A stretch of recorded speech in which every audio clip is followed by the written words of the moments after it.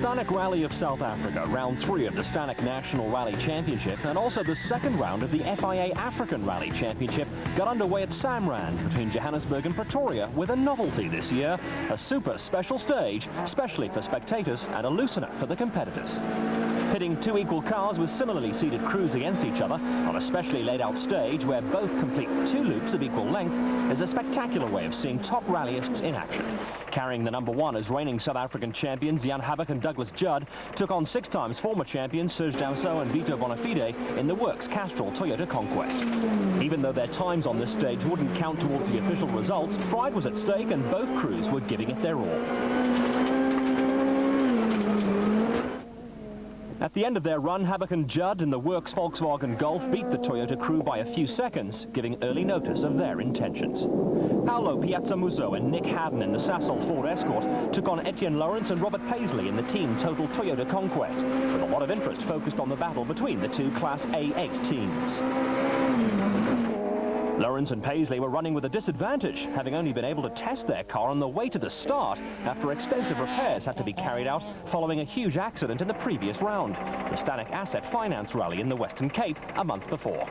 The car wasn't going as well as it should have, and the Sasol came out on top. In Class A7, the foundations for another personal battle were being laid, with the Team Total pairing of Barry Krobelaar and Mike Burrows taking on Chart van der Walt and Cindy Harding, both in Volkswagen Golfs. There were some doubts before the start of the Stanek Rally about van der Walt and Harding's participation due to a lack of funding, but a last-minute sponsorship deal made it possible for the pair to bring their GNT Golf to the event. Another fascinating battle in store, the one between Class A6 championship contenders Jürgen Fecken and Dave Lukowitz in the Dunair Toyota Conquest, and Jean-Pierre Damso and Pierre Aris in the Team Total Conquest. Fecken and Lukowitz were second in the class championship and Damso and Aris third, and enthusiasts were licking their lips in anticipation of a great battle between the youngsters, both of whom have strong rally backgrounds.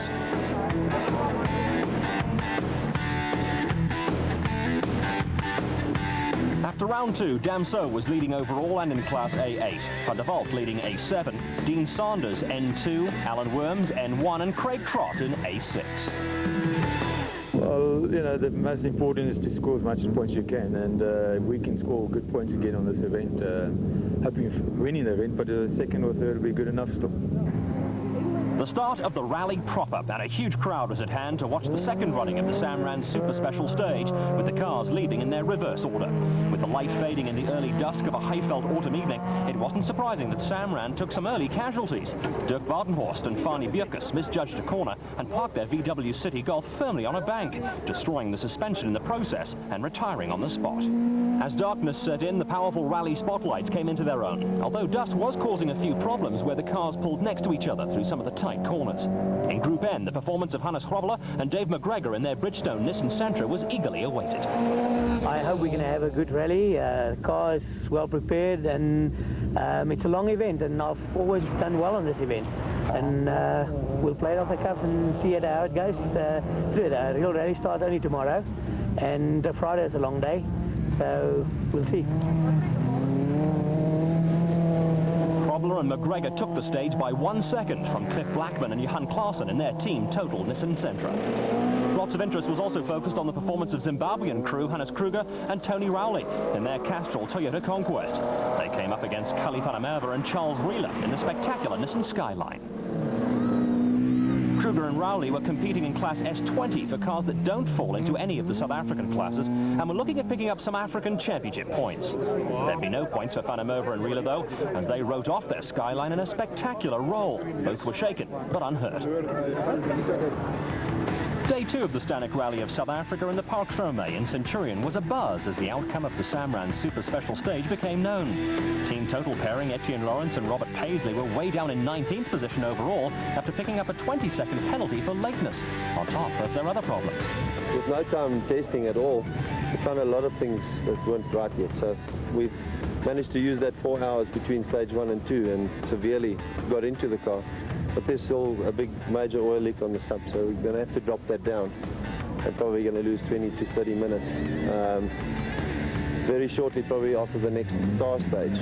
We're going to have to do it, otherwise I don't think we'll get to the end, because it's really severely. I mean, 4K is pumping out a litre of oil. The route would take competitors to Mpumalanga and Swaziland, with 14 special stages in the Centurion, Witbank, Hendrina, Ermelo and Amsterdam areas before the overnight stop in the Esselwini Valley of the tiny mountain kingdom. First on the road, the Castrol Toyota Conquest pair of Serge Damso and Vito Bonafide in joint three-way lead overall after the previous day's Samran Super Special. Started by Centurion's charming mare Rita Okamp, Habak and Judd followed Damso and Bonafide to the start control of stage 2, a 4.5-kilometre all-tar spectator stage in the city centre.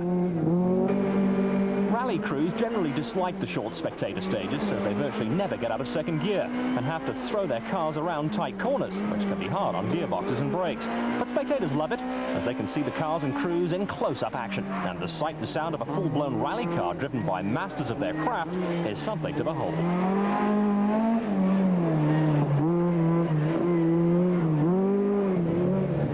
Joint leaders of the Stanek Rally of South Africa were Paulo Piazzamuso and Nick Haddon in the Sasol Ford Escort.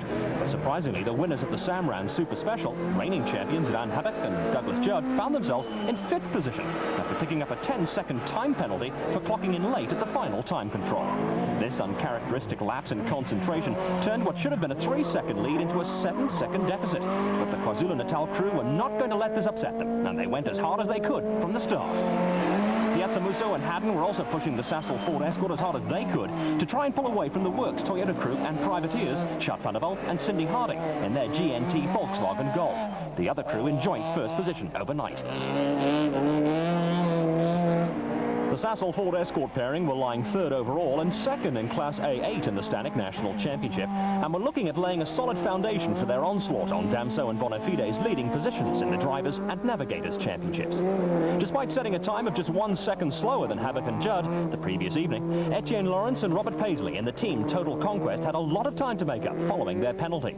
The car was still not handling the way they wanted. Joint overnight leaders Chad van der Walt and Cindy Harding were equally determined in their GNT Golf.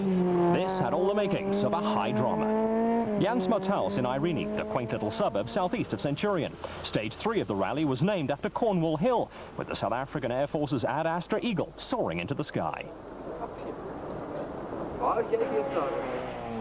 Piazzamuso and Haddon were still pushing their Sasol Ford Escort RS2000, having finished the previous stage right up there with Damso and Habak.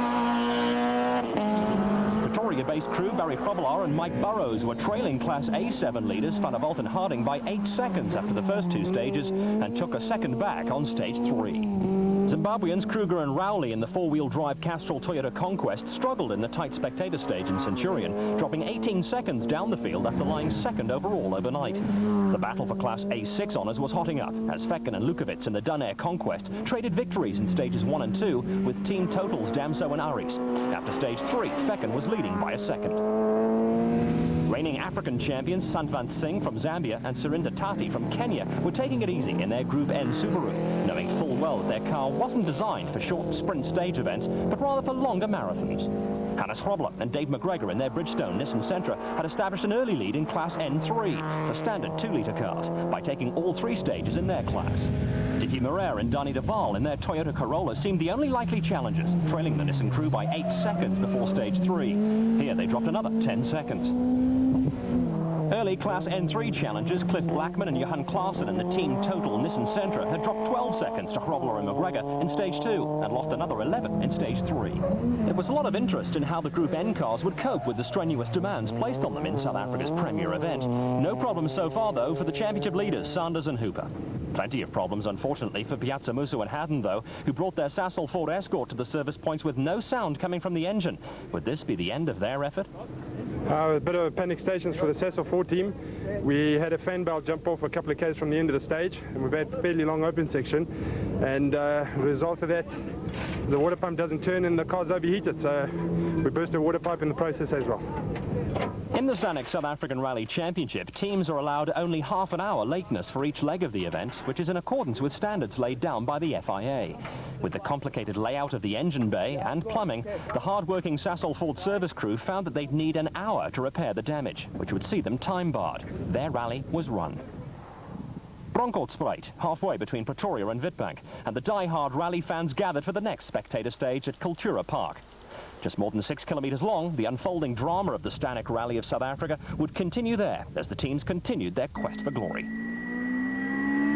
After 4 competitive stages, Castrol Toyota crew Serge Damso and Vito Bonafide had a tenuous 2-second lead over Volkswagen's Jan Havik and Douglas Judd. And with the demise of the Sasol Ford, the battle would be fought between these two pairs. The KwaZulu-Natal team had gradually clawed their way back up the leaderboard after their overnight penalty, taking 4 seconds off Damso and Bonafide in both stage 3 and 4. Their car was going well, and they could smell the chance of taking the lead.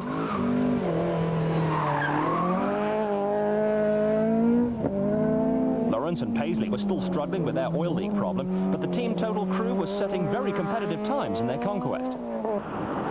Just down the N4 to Witbank next, before the route continued to the southeast on the way to the Swaziland border. The Eastern Escarpment is favourite rally country, with many good stages to be found in the area.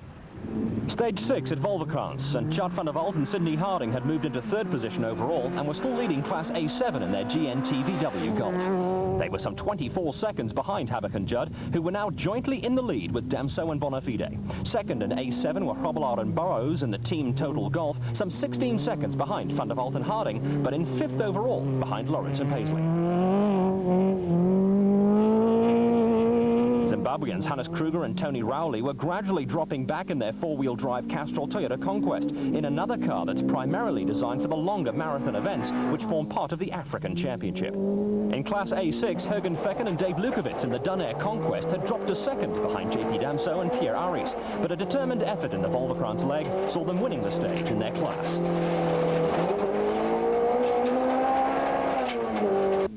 Damso and Aris in the team total Conquest carried a lead of 8 seconds into this stage, but a spin saw them losing 23 seconds to Fecken and Lukowitz. Former rally and off-road champion Hannes Grobbelaar and Dave McGregor in the Bridgestone Nissan Sentra were beginning to dominate the Group N battle, pulling away from their nearest Class N3 rivals, Cliff Blackman and Johan Klaassen. In Class N2, Diffie Moreira and Danny Duval in the Goodwood Auto Electrical Toyota Corolla were leading Dean Sanders and Graham Hooper by a mere 11 seconds. Good communication between driver and navigator is vital, but it sometimes falls by the wayside in the heat of the moment. Second behind Grobbelaar and McGregor at this stage, Blackman and Klaassen in the team total Nissan Sentra dropped another 12 seconds, putting them 50 seconds down. The service area after Volvokrans, and despite appearances to the contrary, Jan Havik did not have a trouble-free run, even though he completed the stage only 1 second slower than Damso. It looks like we've got an intermittent electrical problem, and then so it switched off completely and the car stopped, and then we had to restart the thing, and it looks like 20 seconds went out the window there, but the car otherwise going very well, so if that problem goes away now, then it'll be a good rally. We'll have a good dice for Serge. With virtually nothing to choose between the front runners in Class A6, as well as in the battle for 4th overall, Jean-Pierre Damso was not overly concerned at being behind Jürgen Fecken. So far it's been going well.